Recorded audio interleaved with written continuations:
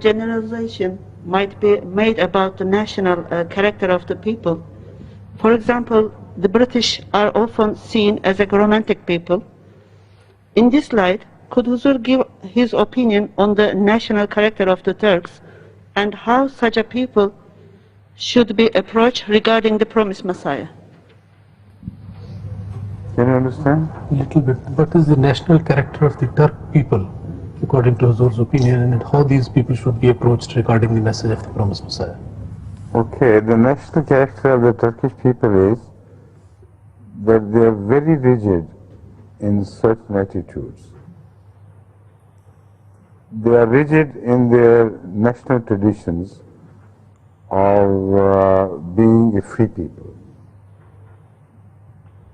And they would never accept being enslaved by any foreign country. This is one of the most prominent characters of the Turkish people.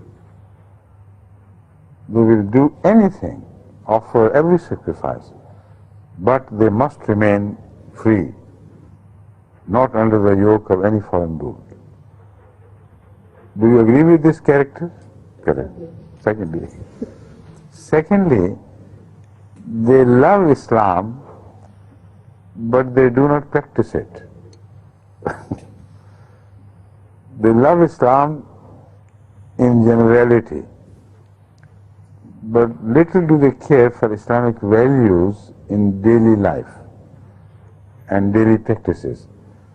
Those who do practice Islam among them are very rigid, so strict that nothing of Islam is left within the stiff outside. Within they are empty. So those who do not practice Islam with such rigidity, they turn to Sufism.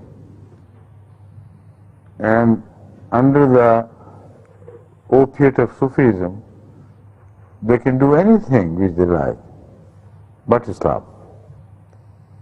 So it's a strange contradiction in Turkish life.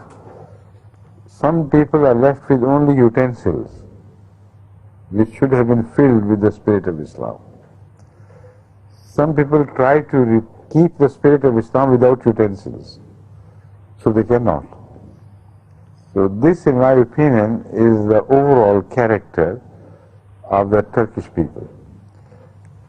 As far as the approach of Ahmadiyyat is concerned, it's very difficult under the circumstances when both these parties are governed by their leaders of their own brand, and they do not want foreign interference. But one thing which is mostly common among the Turks is that they like Hanafism. Mostly they are Hanafites. But unfortunately, during the last decade or so, their Hanafi faith has been corroded by Saudi money. And practically they have bought over all the religious leaders who previously were Hanafites, and without their realizing it, they are now gradually shifting to Wahhabism. So these are the complications which make it very difficult for the spread of Ahmadiyyat among the Turkish people while they are in Turkey. But when they are outside, like in Germany and other countries, there I believe it is far more possible to convey the message of Ahmadiyyat to them, because gradually when they live outside in the country, in different countries, they lose faith in Islam anyway.